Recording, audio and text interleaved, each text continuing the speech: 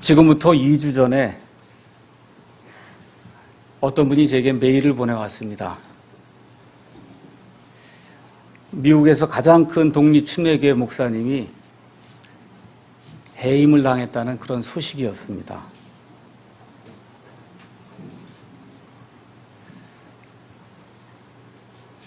사실 어떤 목사도 해임을 당할 수가 있고 잘못하면 언제든지 자리를 내주고 나갈 수도 있습니다. 그런데 세상에서 그래도 많은 교회들이 있지만 가장 깨끗하게 성경적으로 한다고 하는 그런 교회의 모델 중 하나가 독립침례교회인데, 그것도 미국에서 가장 큰 독립침례교회 목사님이 하여튼 어떤 이유인지 몰라도 해고를 당했다, 이런 얘기를 듣고 좀 깜짝 놀라게 됐습니다. 그러고 났는데 한 일주일 있다 다시 또 연락이 와서 보니까 그 목사님이 16살 되는 여자아이와 미성년자 그 성추문 사건 때문에 그래서 교회에서 공식적으로 7월 31일 날 해임하게 되는 그와 같은 절차를 밟았다, 이런 이야기가 이제 다시 들려오게 됐습니다. 미국의 경우에는 성직자들의 그 성추문 사건이 많이 일어납니다. 문화가 아마 우리보다 더 개방적이고, 특히 여자들이 남자에게 이렇게 달려든다고 할까요? 이와 같은 그 정도가 아마 한국보다 미국이 더 강한 것 같습니다. 그래서 성직자들이 넘어지는 그런 사례가 많은데, 지금까지 뉴스위크나 아니면 타임즈나 이런 데서 성추문 사건을 다룰 때 보면 대부분 천주교 신부들에 대한 성추문이 대부분입니다. 그리고 우리가 이제 개신교라고 이야기할 때 개신교 목사들 가운데 성추문으로 이렇게 이름이 오르락내리락 하는 그런 사람들 가서 보면 거의 대부분이 은사주의, 오순절주의 이거 추구하는 그런 목사들, 또 TV 부흥사들, 또 인본주의 교회 목사들, 이런 사람들의 이름이 가끔씩 이렇게 올라가는 그런 케이스였는데, 이번엔 그게 아니라 미국에서 가장 근본적이고 성경적이라고 하는 이와 같은 교회의 그 목사가 미성년자 이런 그 추문 사건을 통해서 그래서 이제 해고가 되었다는 그런 소식을 이제 듣게 돼서 정말로 마음이 아픕니다. 이 사건이 상당히 중대한지라 미국의 연방수사국 FBI까지 지금 동원이 돼서 사건의 모든 것을 이제 캐려고 하는 이와 같은 그 준비 작업에 들어갔다는 그런 소식을 들었습니다.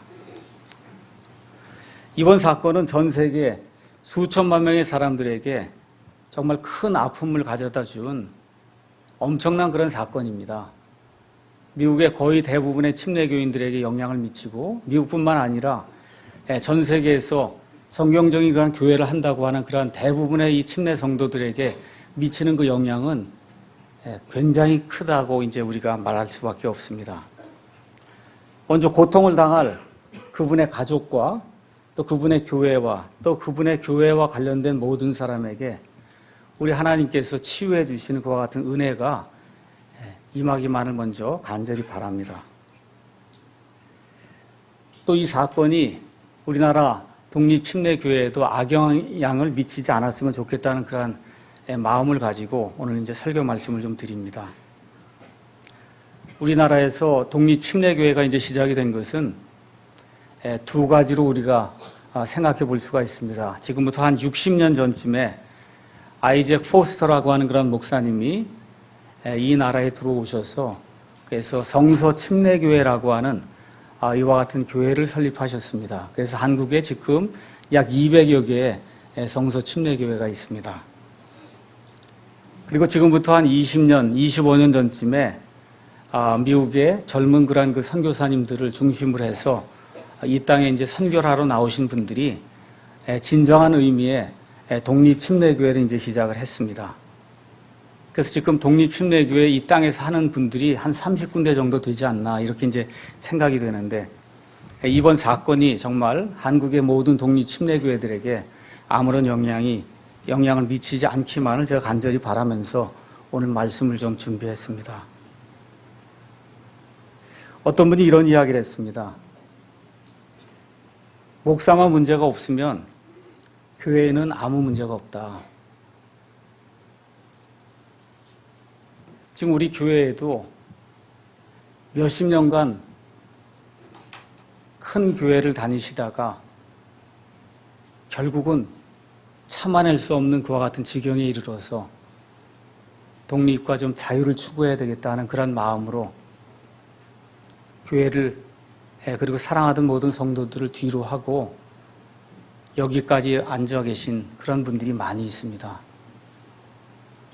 목사 때문에 당하는 그와 같은 그 어려움이 얼마나 큰지 제가 여기 새로 오시는 분들과 1대1로 이렇게 면담을 할 때 보면 정말 목사 때문에 너무나 많은 성도들이 어려움을 겪는구나 하는 그런 것을 뼈저리게 느끼고 있습니다. 어제도 뉴질랜드에서 이제 편지가 왔습니다. 그 내용은 교회를 옮겨도 예배 드릴 수 있는 교회가 없다는 거예요. 이분들의 단순한 소망은 하나님의 말씀을 가지고 하나님의 말씀을 강해하고 뜨겁게 하나님을 찬양하고 하는 그러한 단순한 모임을 원하는데 교회에 가면 각종 프로그램과 락 음악과 이런 모든 것들로 번복이 돼서 하나님께 예배 드릴 수가 없는 이러한 처지가 너무나 안타깝고 슬프다라고 하는 그한 말씀과 함께 다음 주에 또 다른 교회 한번 가봐야 되겠습니다. 라는 그런 그 소식을 제가 들었습니다. 오늘 아침에 잠깐 이메일 온 것을 체크했더니 파주에 사시는 분이 이번 수요일 날 재림 세미나에 오려고 하는데 그분도 역시 똑같은 이야기예요. 다닐 교회가 없으니 어떻게 해야 좋겠습니까? 날이 갈수록 바른 교회와 또 바른 목사를 찾기가 어려워지고 있습니다. 예수님께서 사람의 아들이 이 땅에 다시 올 때 믿음을 찾아볼 수 있겠느냐 그렇게 말씀하셨듯이 바른 성도를 찾기도 어렵고 바른 성도들 가운데 목사가 나와야 되는데 성도들의 수가 적고 하다 보니까 그 가운데서 바른 목사를 찾기가 대단히 어려운 그런 시점에 지금 우리가 살고 있습니다. 지난 몇 달 동안 우리 김기찬 형제님께서 우리와 함께 하시면서 바르게 교회하는 것이 무엇인가를 좀 배우고 그리고 교회를 해야 되겠다라고 하는 그런 심정을 가지고 나오시면서 이제 조만간 수원 지방으로 이제 가셔서 침례교회를 이제 하시려고 그렇게 준비를 하고 있습니다. 우리 김문수 형제님은 7월 1일부로 이제 목사 안수를 받고 목사라고 하는 이러한 그 직무 수행자로서의 역할을 감당해서 하나님의 성도들을 또 이끌어 나갈 그와 같은 책임을 이제 갖게 됐습니다. 또 하나님께서 원하시면 우리가 9월에 신학원을 이제 개설하게 되고 신학원을 이제 개설하게 되면 그 안에서 목사를 할 수 있는 그런 사람들이 앞으로 이제 많이 나올 줄로 믿습니다. 그래서 이런 여러 가지 상황들을 이제 생각해 보면서 오늘은 목사와 성도의 책임이라는 제목으로 바른 교회를 하기 위한 그런 조건이 무엇인가 간단하게 베드로전서 5장 1절에서 4절에 있는 말씀을 가지고 살펴보려고 합니다. 베드로전서는 주후 65년경에 로마 제국이 기독교인들을 엄청나게 핍박하던 그와 같은 그 시기에 성도들에게 불같은 시험이 임하게 될 때 사도 베드로가 이런 상황 속에서 성도들에게 격려와 소망의 메시지를 주어야 되겠다는 그와 같은 마음을 가지고 기록한 베드로의 서신입니다. 이렇게 극심한 박해가 있고 또 불같은 시험이 있을 때에는 그 어느 때보다 더 영적인 리더십이 필요합니다. 리더가 어떻게 성도들을 이끄느냐에 따라서 그 교회에 나아갈 방향이 결정이 되고 그 교회에 속한 많은 성도들의 흥망성쇠가 거기에 이제 달려 있습니다. 베드로가 살던 그런 시대뿐만 아니라 말세 중에 맨 끝을 당했다고 하는 지금 이 시대에도 상황이 비슷해서 그래서 영적인 리더들을 어떤 사람을 만나느냐에 따라 그 교회에 앞으로 되어질 모든 일들이 결정이 되고 그 교회에 몸담고 있는 모든 성도들의 영적인 건강과 영적인 부요함이 결정이 됩니다. 여러분이 잘 아시다시피 베드로라고 하는 사람은 상당히 충동적이고 쉽게 낙담하며 겁이 많은 사람이었지만 부활하신 우리 주 예수님을 만나 그분의 양들을 맡은 이후로는 성령 충만하게 되어 하나님의 말씀을 담대하게 선포하는 그런 사람으로 바뀌게 됐습니다. 우리 예수님께서 부활하신 이후에 베드로를 만나서 내가 나를 사랑하느냐? 내 양들을 먹이라. 내가 나를 사랑하느냐? 그러면 내 양들을 먹여라. 내가 나를 사랑하느냐? 그러면 내 양들을 먹이라고 하는 그 예수님의 말씀에 감화 감동이 돼서 이 부활하신 주님을 만난 이후로 그의 온 삶을 예수님의 양들을 먹이는 그 일에 이제 바치게 됐습니다. 여기 4장 17절에 가서 보니까 하나님의 집에서 반드시 심판을 시작할 때가 이르렀나니 만일 그것이 우리에게서 먼저 시작되면 하나님의 복음에 순종하지 아니하는 자들의 마지막은 어떠하겠느냐, 이런 말씀이 나오고 있습니다. 하나님께서는 심판을 집행하시는데 하나님을 믿지 않는 사람들 먼저 심판하지 아니하시고 하나님을 믿는 그런 무리들 먼저 심판하신다고 지금 성경이 그렇게 기록을 하고 있습니다. 하나님의 집에서 심판을 시작할 때가 이르렀다는 겁니다. 그러므로 저와 여러분이 하나님의 집으로서 집안 정돈을 먼저 잘 해야 된다는 겁니다.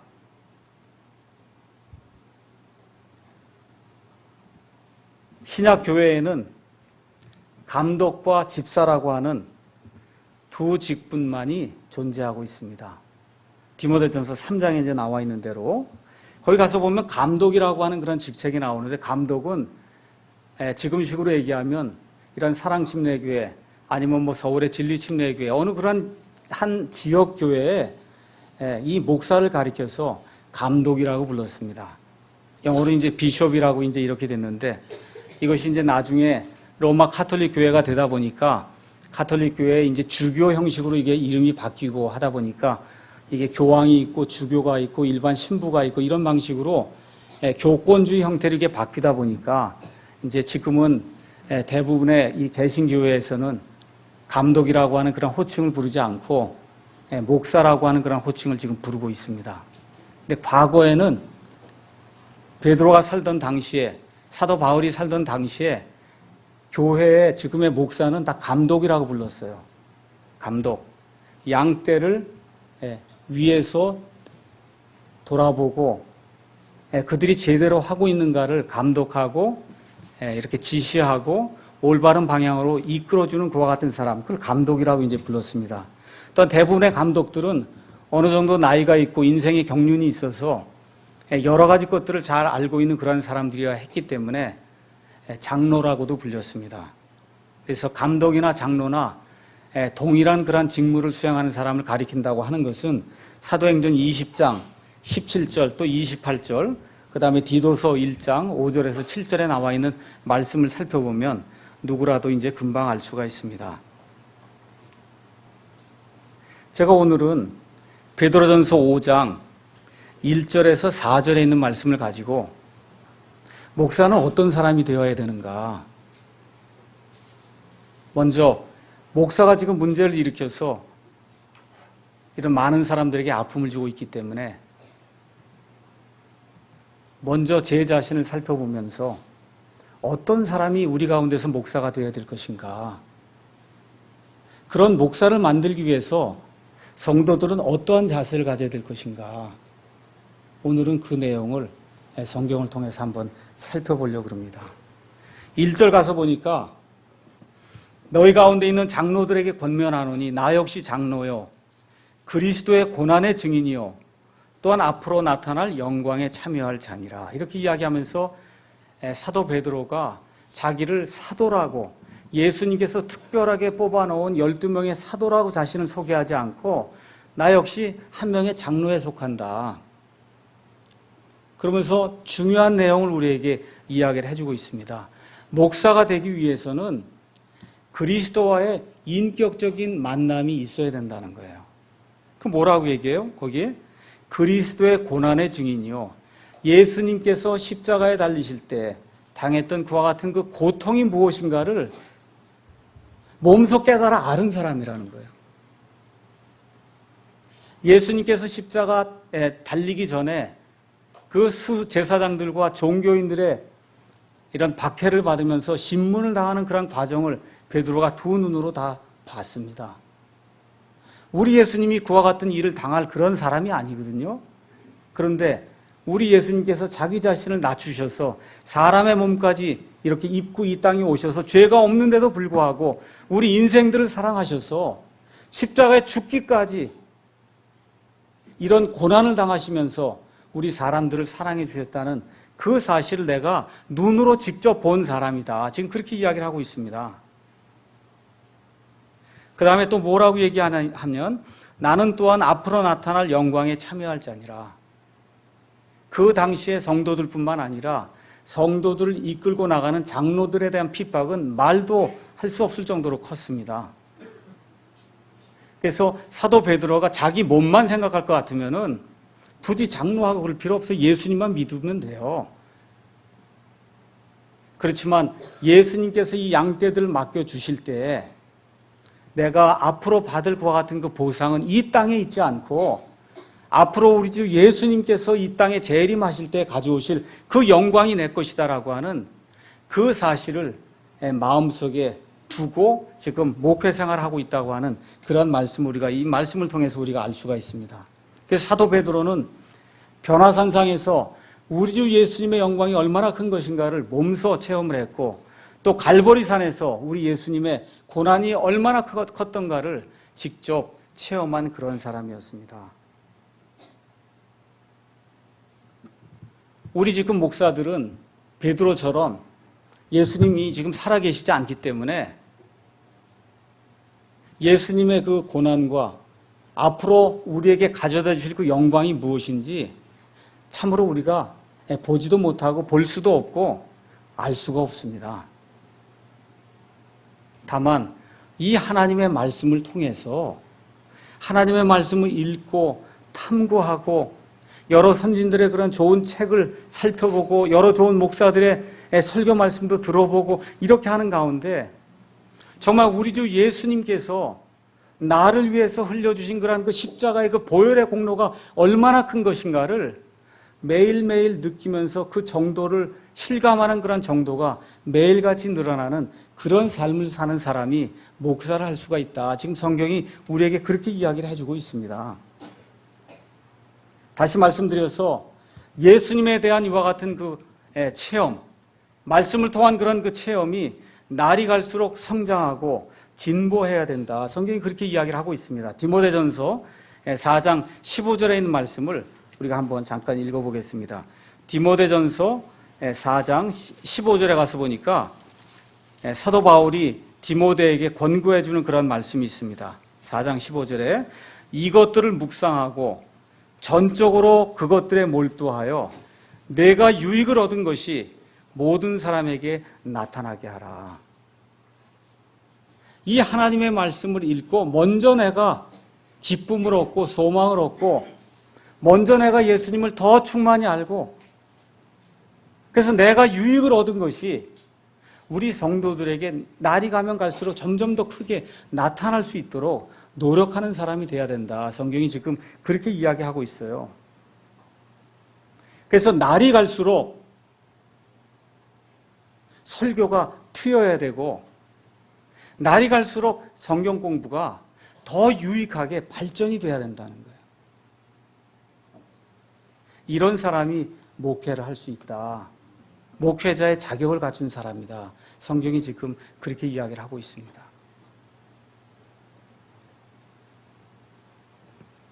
2절에 가서 보니까 둘째로 어떠한 또 자격을 가지고 있어야 되느냐. 너희 가운데 하나님의 양떼를 먹이고 감독하되 억지로 하지 말고 자진해서 하며 더러운 이익을 위해 하지 말고 오직 준비된 마음으로 하라. 이렇게 기록이 되어 있습니다.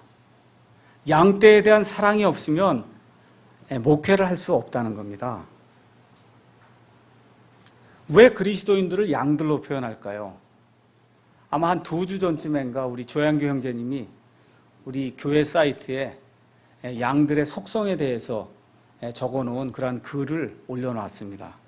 거기 가서 보니까 우리가 이제 보기에는 양이 하얗게 생기고 말도 잘 듣는 것 같고 온순한 것 같고 한데 실질적으로 양을 기르는 사람들에게 가서 양의 속성을 물어보면 첫째, 눈이 나빠서 목자가 어디를 데리고 가지 않으면 자기 스스로 움직이기가 굉장히 어려운 존재가 양이라 그럽니다.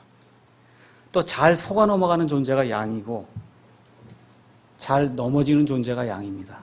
잘 넘어져요. 또 넘어지면 일어나질 못해요. 누가 반드시 도와줘야 일어나지 자기 스스로 일어나지 못해요. 금방 중심을 잡지 못합니다. 또 이기적이고 제멋대로 행하고 방향 감각이 없고 특별히 방어력이 제로, 아무 방어력을 갖고 있지 않은 그와 같은 존재가 양이다. 그렇게 이제 양을 치는 사람들이 양들의 속성을 정리를 해놨습니다. 우리 예수님께서 이 목사들에게 양들을 먹이라고 이야기하실 때 많은 그 성도들이 영적으로 성숙하지 못한 그런 상태에 있으면 세상에 있는 이런 양들처럼 방어력도 하나도 없고 앞도 못 보고 그냥 쓰러지기 일쑤고 일어나지도 못하고 이런 존재라고 하는 것을 우리 예수님이 이미 아시고 그래서 양들을 먹이듯이 그렇게 양떼들을 먹이고 사랑해야 된다고 우리에게 이제 말씀해 주시는 겁니다. 다시 말씀드리면 양들에게는 생존을 위해서 목자가 반드시 있어야 돼요. 목자가 없이는 양들의 생존이 불가능하다는 겁니다. 저와 여러분이 이런 상태에 있기 때문에 하나님께서 우리 예수님께서 하늘로 올라가시면서 이 교회에 선물을 주셨어요. 그 선물 중에 하나가 목사라고 하는 그런 선물을 주셨다고 에베소서 기자가 우리에게 이야기를 하고 있는 겁니다. 그래서 양떼를 먹이라는 거예요. 양떼를 먹여라. 이 이야기는 강도들과 악한 짐승들에게서 양떼들을 보호해 줘야 되고 또 좋은 꼴의 목초를 찾아다녀야 된다고 하는 사실을 알려주고 있습니다. 그래서 우리 가운데 목사가 되겠다라고 이제 작정하시는 분은 나는 말씀만으로 충분하다고 하는 그런 사실을 인지하고 내가 이 교회 목사라는 동안에 잡다한 프로그램이라든지 어떤 오락 게임 같은 걸 동원해서 이 교회를 성장시키려고 하는 것이 아니라 처음부터 끝까지 하나님의 이 완전하신 말씀을 먹임으로써 이 교회를 내가 부흥시켜야 되겠구나 하는 그러한 각오를 하는 사람이 하나님의 좋은 목자가 될 수 있다는 겁니다. 말씀만으로 충분하다는 거예요. 이 각오를 가지고 이 교회를 담당하고 또 다른 교회를 담당해야지 이것 위에 머리를 굴리고 무언가를 해서 사람의 방법을 동원해서 해보려고 하는 것은 사람의 숫자 늘 수 있어도 하나님 보실 때 올바른 목양이 아니라는 겁니다. 그래서 양들에게 필요한 것은 하나님의 모든 계획이에요. 매일 구원만 이야기할 수 없어요. 매일 재림만 이야기할 수 없습니다. 하나님의 모든 계획이 창세기부터 계시록까지 다 들어있기 때문에 이 양들에게 필요한 모든 양식을 내가 적극적으로 공급을 해줘야 되겠구나.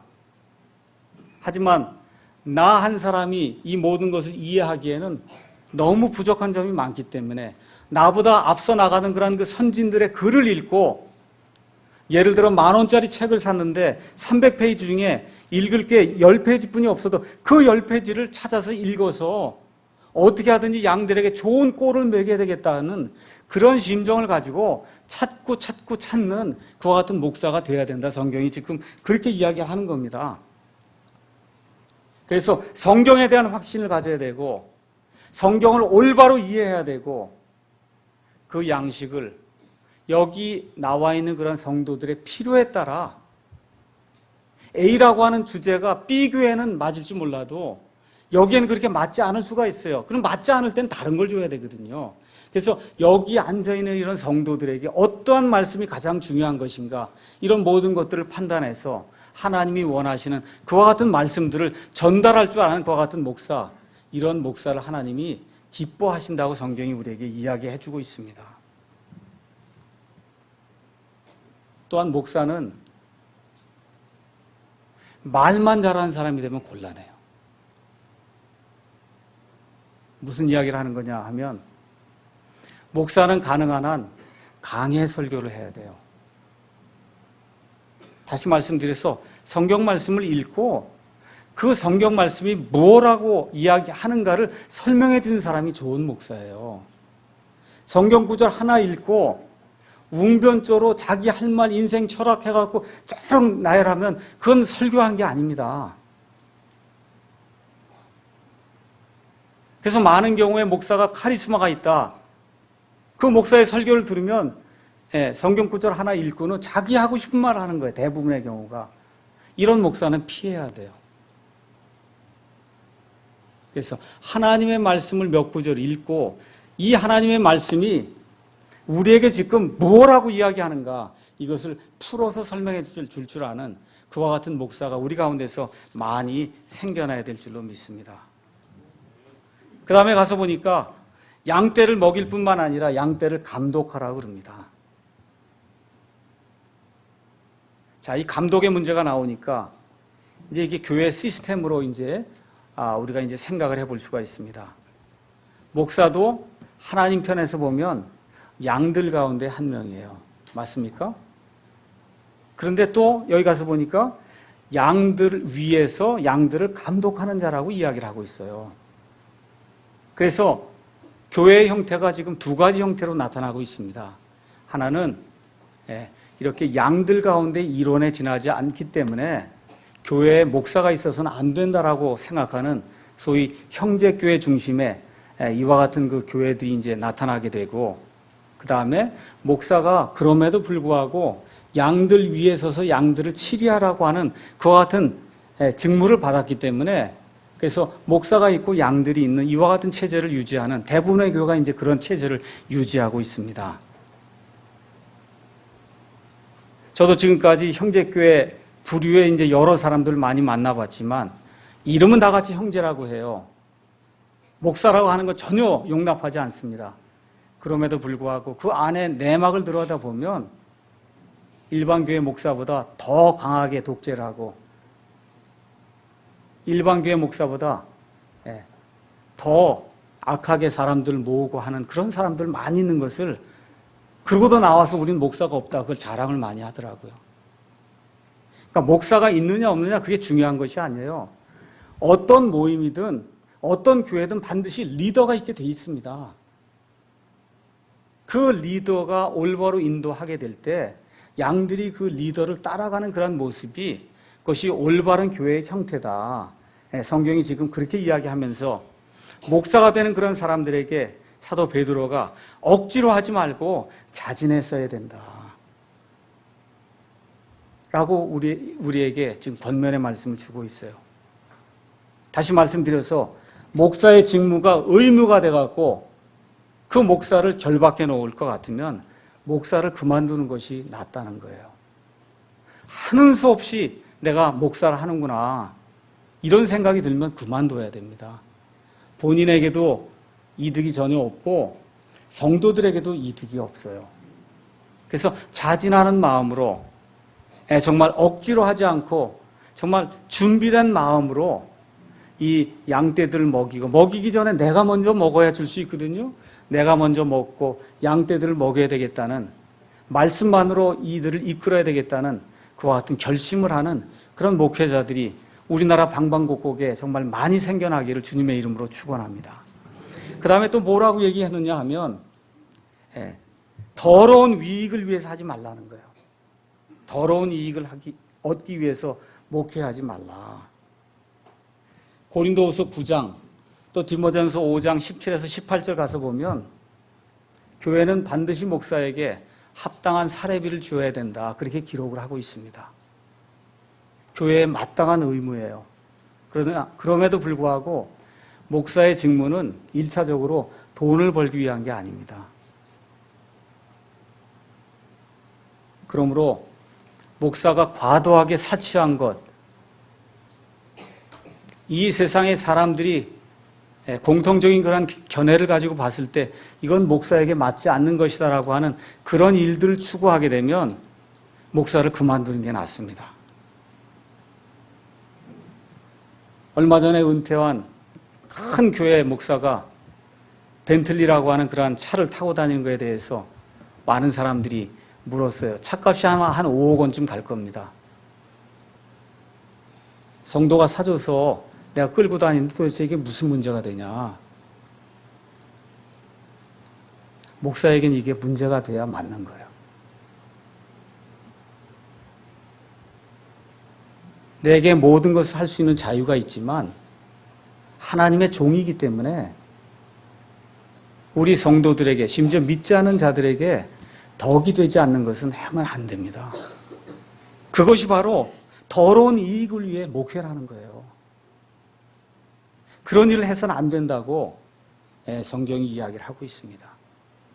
과도하게 성도들로부터 돈을 거두어서 자기 아이들 위해서 외국에 과도하게 송금을 하고 그 아이들 가서 사는 그런 모습을 보면 외제차, 스포츠카 이런 것들 타고 다니고 그 성도들이 그걸 알게 됐을 때 얼마나 그 느끼는 괴리감이 클 거예요. 이런 일들을 교회에서 특히 목사가 해서는 안 된다고 성경이 우리에게 이야기하고 있습니다. 다시 말씀드려서 최소한 사회의 통념 정도는 지킬 수 있는 이와 같은 사람이 목사가 되어야 된다. 성경이 그렇게 이야기를 하고 있습니다. 셋째는 3절에 나와 있습니다.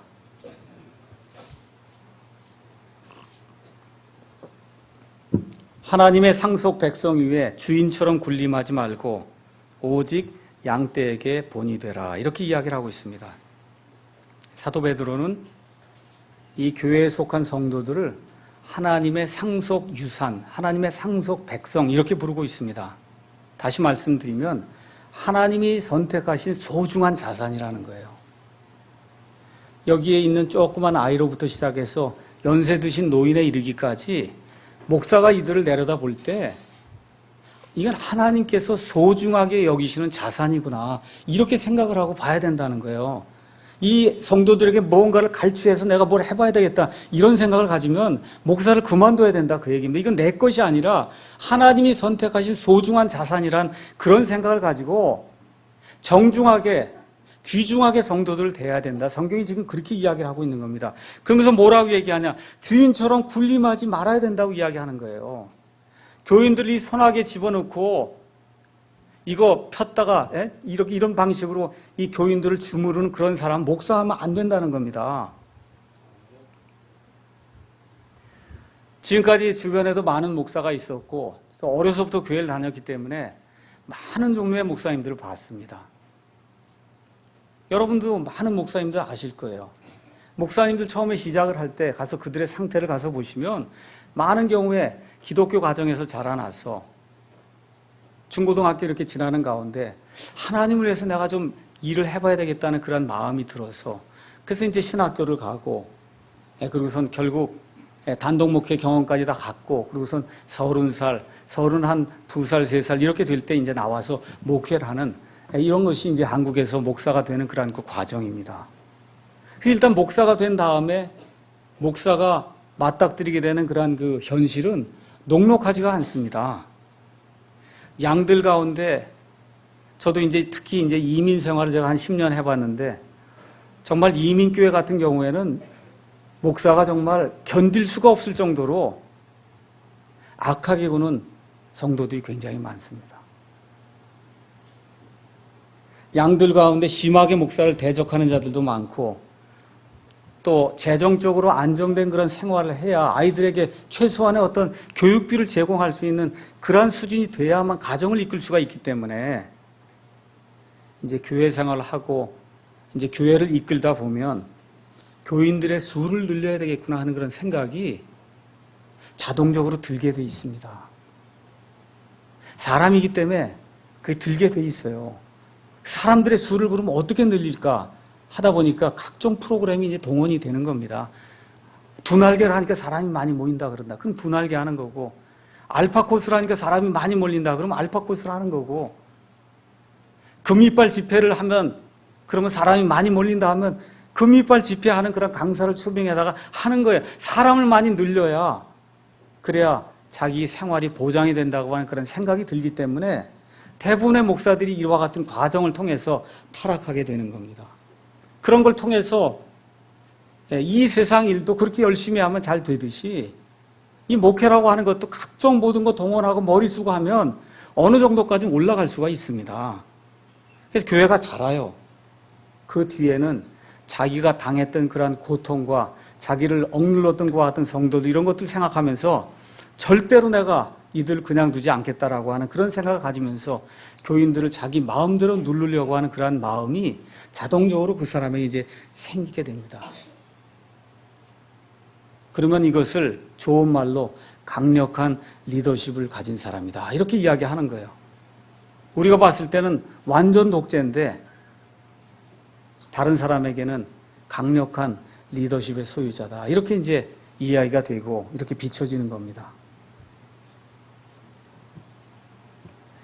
이번에 어려움을 겪은 미국의 이제 그 교회의 특징이 바로 여기에 있어요. 목사가 엄청난 독재를 합니다. 한마디로 성도들 끽소리를 못해요. 심지어 휴가를 가는 것도 목사에게 재가를 받아야 돼요. 목사님 제가 다음 주에 휴가를 가야 되겠습니까? 목사가 가라 그래야 가는 거예요.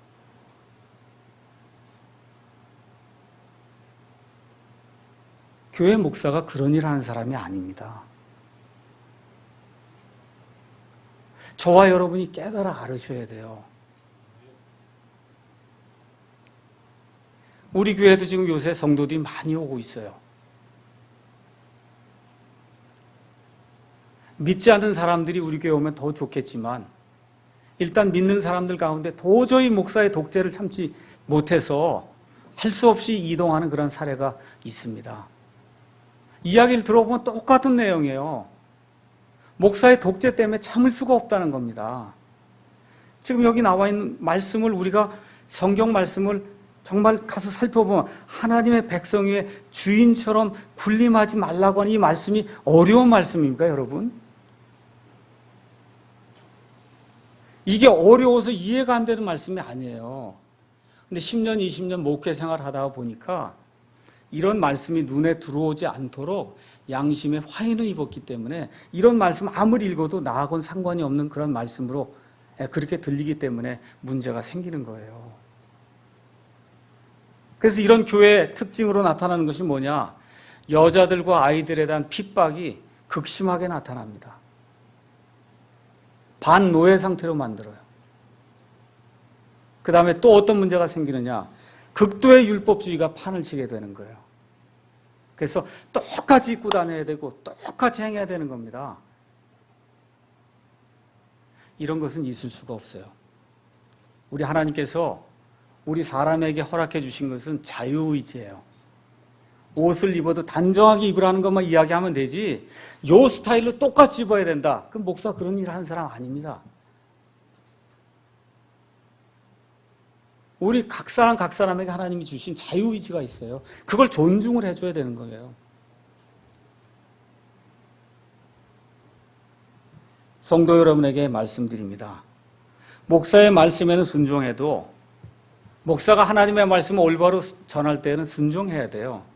그럼에도 목사를 하나님처럼 여기고 목사에게 맹종해서는 안 되는 겁니다. 맹종이라고 하는 거 교회에서는 있을 수가 없어요.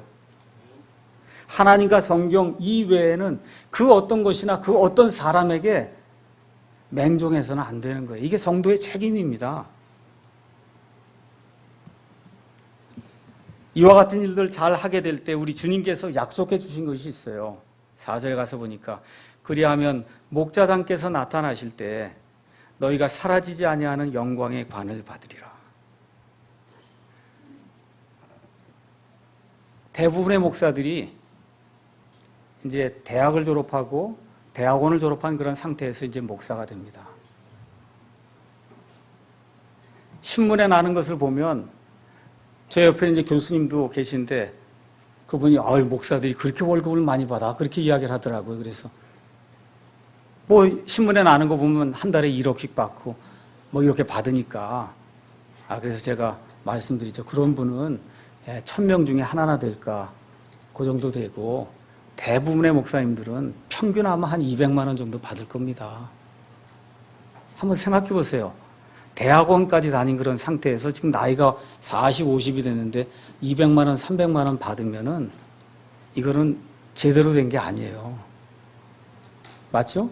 그럼에도 불구하고 많은 목사님들이 최선을 다해서 해보려고 노력하고 있어요. 그건 사실입니다. 왜 그와 같은 일이 생기냐? 여기 있는 것처럼 목자장께서 나타나실 때 내게 가져다 주실 영광의 관이 있다고 하는 그런 사실을 인지하기 때문에 거기에 소망을 두고 많은 목사들이 제대로 봉급도 받지 못하고 열심히 뛰고 있는 것도 사실입니다. 그래서 우리 독립침례교회 목사님들, 앞으로도 목사가 되실 그런 분들에게 제가 부탁드리고 싶은 것은 이 땅에서의 영광을 추구하지 말고 하나님께서, 우리 주 예수님께서 재림하실 때 내게 가져다 주실 그 영광에 관한 소망하면서 우리가 힘들어도 같이 성도들과 함께 이 믿음의 길을 갑시다 하고 제가 이렇게 권면의 말씀을 좀 드리고 싶습니다. 성도들의 책임 몇 가지만 제가 말씀을 드리고 마치도록 하겠습니다. 좋은 목사는 좋은 성도들이 만듭니다. 잘 들으셔야 돼요.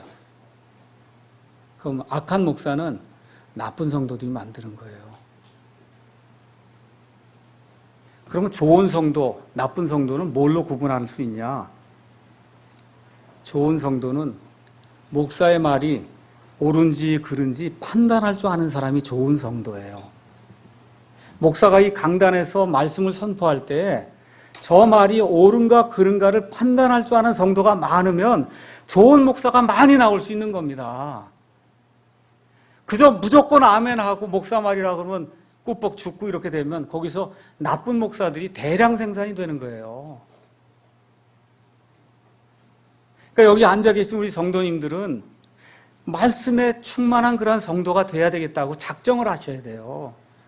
틀린 말을 이야기하면 목사에 가서 이야기해야 됩니다. 목사님 그 말에 저는 동의하지 않습니다. 그 교리에 저는 동의하지 않습니다.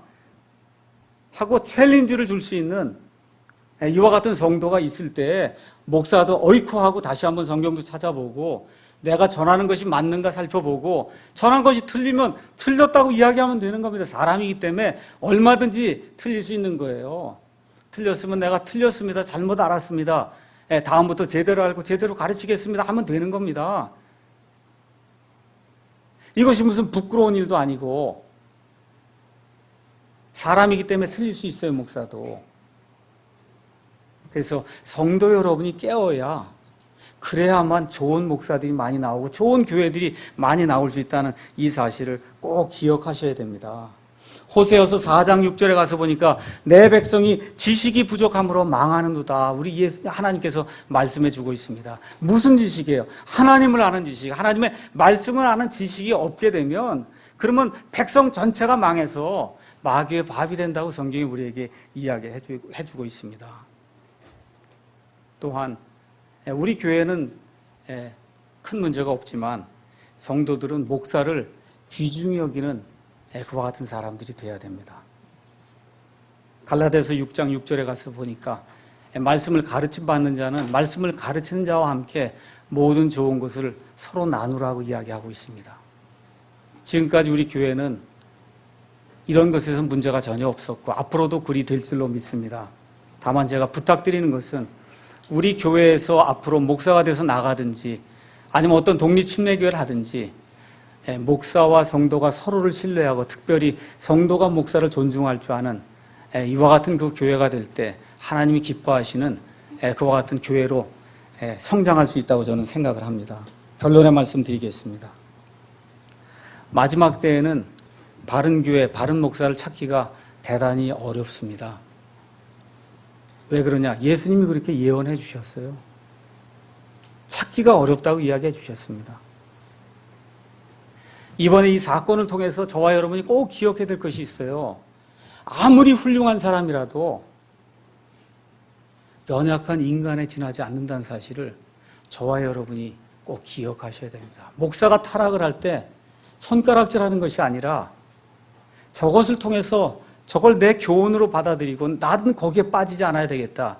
그 사람으로 인해 얼마나 많은 사람이 고통을 받을까. 그 고통받는 사람들 위해서 오히려 기도해주는 저와 여러분이 돼야 될 줄로 믿습니다.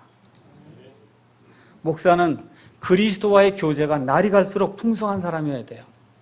예수님의 그 고난과 앞으로 다가올 것과 같은 영광의 풍성함이 얼마나 큰 것인가를 날이 갈수록 깨달아야 그래야 좋은 목사가 될 수가 있어요. 또한 목사는 말씀 하나만으로 내가 승부하겠다는 그와 같은 승부정신을 가지고 하나님의 말씀만을 먹여야 되겠다는 그런 생각을 가지고 목사를 할 때 하나님이 그 목회에 복을 주실 수 있습니다. 목사는 결코 독재를 해서 안 돼요. 예수님하고 독재하는 목사하고 한번 이렇게 놓고 보세요. 아주 극과 극이잖아요. 우리 예수님이 이 땅에 오셔서 보여주신 것은 섬기는 리더십이에요. 섬기는 리더. 섬기면서 앞으로 끌고 가는 리더예요. 양들이 있어요. 양들이 안 간다고 뒤에서 차루다가 몰아붙이면 양들 다 죽습니다. 다 넘어지고. 어떻게 해야 돼요? 목자가 앞에서 가면서 슬슬 끌고 가야 이게 양들이 끌려오지. 뒤에서 부르도자 갖고 밀고 이러면 안 끌려가면 다 죽습니다. 우리 성도들은 판단을 잘 할 줄 아는 사람들이 돼야 돼요. 옳고 그른 것에 판단이 있어야 되고 절대로 사람을 맹종해서는 안 됩니다. 마지막으로 우리 성도들은 성도들 위해서 자기가 마치 회개보고할자인 것처럼 성도들 위해서 애를 쓰는 것과 같은 목자들, 그 목자들 사랑하고 그 목자들을 존중해야 됩니다. 오늘 설교 말씀을 마치면서 고난당하고 있는 그 목사의 가정과 그 목사의 교회와 관련된 그런 모든 사람들에게 정말 치유해 주신 하나님의 은혜가 풍성하게 내릴 것을 예수님의 이름으로 기원합니다. 기도하겠습니다.